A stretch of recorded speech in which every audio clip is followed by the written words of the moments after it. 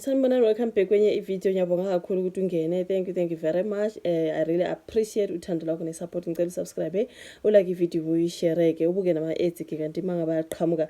Now guys, asikhulumeni ngodaba likaBabuPaula Sullivan. Siyabona ukuthi sagcina uBabuPaula Sullivan kuthiwa-ke ule kubo UK le akavumi ukuza eMzansi ezotestify njengoba befuneka laphana when it comes to ke eParliament, the ad hoc committee. Okay, sebeyambize uBabuPaula Sullivan wathi yena no uzo appear virtually ngoba phela naku yena akafuna ukuza ngapha, uzoza ngesikhathi esithile ngekaza ngesikhathi esithile. Babe kunyawo lwabo phansi bathi listen, uzobuya uzotestify in person, this virtual thing is not going to work. Usabani wathi hey igebengu labantu engizotestify, hey wazama ukuba namaqhinga azange amsebenzele, ugcine ebuyile uBabuPaula Sullivan eMzansi ezotestify nje babesimbona nje laphana ngaseParliament ebhekene ke namalungu eParliament laphana ad hoc committee. Yeah, like something that I observed unokudelela uBabuPaula Sullivan ngathi unalento yokuthi phela mina ngomlungu abazokungitshela, angazi mina angizange ngayibona iwitness ebekunyawo lwawo phansi angizukuphawula ngalokho ngizophawula ngalokho. What do you mean? Uzophendula umbuzo obuziwe uBabuPaula Sullivan uthi ukuphawula uma ngingabuzwa imbuzo yangale ka-1990. I cannot be asked those questions, I won't answer them, I won't say this, I won't do this, I won't, like yo ufuna ukushaya unyawo phansi, like hello, yeah, a witness. You are not going to tell amalungu eParliament lapho ukuthi yini wena ozoyikhuluma yini okuyikhulume, uzophendula imibuzo abayibuzile. Like lo baba unesibindi yazi bekunyawo lakhe phansi, like he feels like he's very important, like it's like uyitshelile ukuthi you know what ngiba ngenzela ukuthi I'm Paula Sullivan.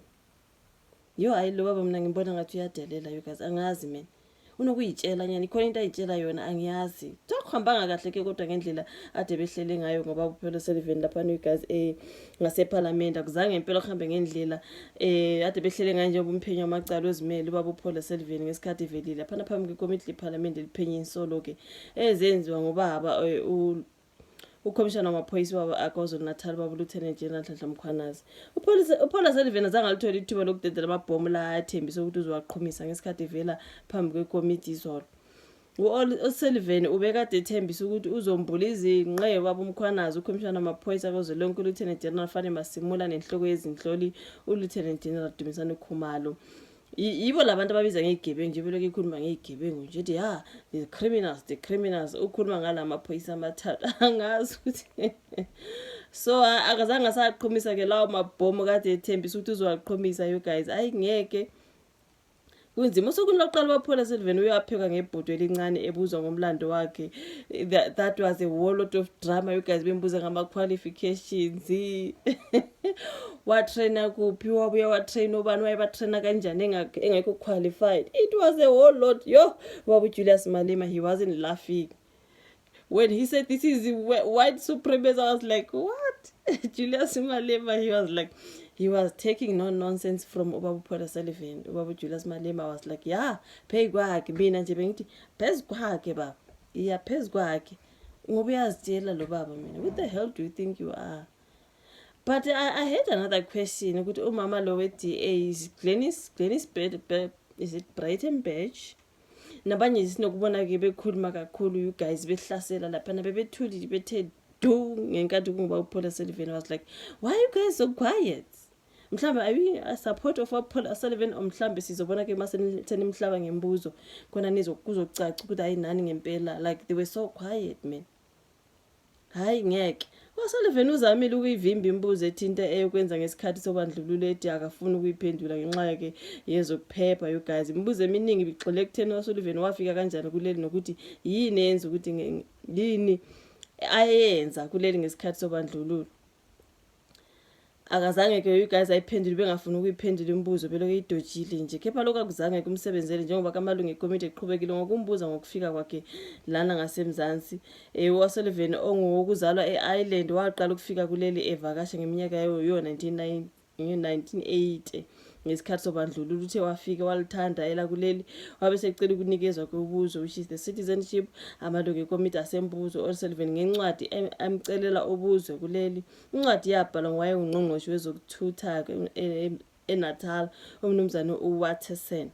Kule ncwadi kuWatterson wathi uSullivan uzokuba usizo ebelungweni, okay, wahola ufakazi advocate Norman Arendse uthe uSullivan wayencengelwa ngisho ngabantu ababengamaphoyisa ngaphansi kahulumeni obandlululo ukuba anikezwe ubuzwe kuleli. So Arendse ufuna ukwazi ukuthi ngabe uSullivan wayehambisana yini nokwakwenza uhulumeni obandlululo. So now usotswebhe omkhulu lapha eParliament umnumzana uMdumiseni Ntuli uthe ayingcolisi impendulo kaSullivan ukuthi wayengazi ngezinye izinto nje ezazenzeka kuleli. Wawuneminyaka engaphezulu ka-20 ngesikhathi leso sikhathi uvakasha. Umuntu eneminyaka engaphezulu ka-20 usuke ezazi ukuthi kwenzakalani emhlabeni. Umholi we-EFF kuJulius Malema utheke umhlaba wonke wawazi ngokwakwenzeke eNingizimu Afrika. Kwakunomkhankaso omkhulu ukuba ke kukhulula uMandela. Wena ufuna ukungitshela ukuthi wawungazi ngalo mkhankaso? As for Julius Malema, no, he was coming for him. Ubedinwa yilokhu ukuthi uSullivan funa ubeka unyawo lwakhe phansi, wathi we are not fools. If you know Julius Malema, we are not fools. We are not idiots.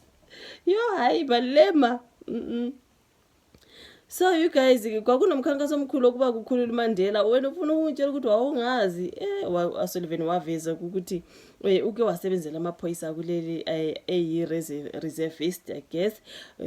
Utheke uke futhi waqeqesha amaphoyisa angama-reservist, wathi waqeqesha ngisho nomongameli uCyril Ramaphosa. Ngangimkhonzile uRamaphosa ngoba wayengumfundi.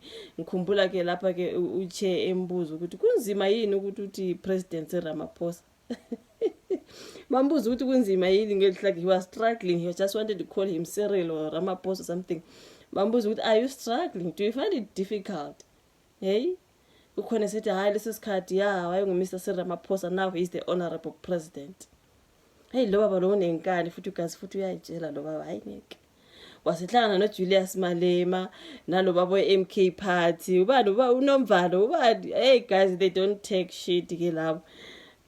Nalo ke o-Action SA udade ke, you guys, they were Honorable James, something like that, they were coming for him ngembuzo ke impela, you guys. But ukuyitshela kwakhe was like uThembeni lo baba wasitshela kangaka, you guys.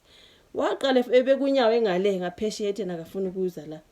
Usezile ke bayemforced ukuthi woza ngeke sizwe ngawe. Usefika futhi ufuna ukube kunyawo ethi ningambuza ngaloko kwakudala le angizukuphendula. Hayibo, mangabe kubalekile ukuthi sibuza ngale zinto ezenzeka kudala, sekumele singakubuzi sizwe ngawe ukuthi masibuzeni singabuzi nayisuka.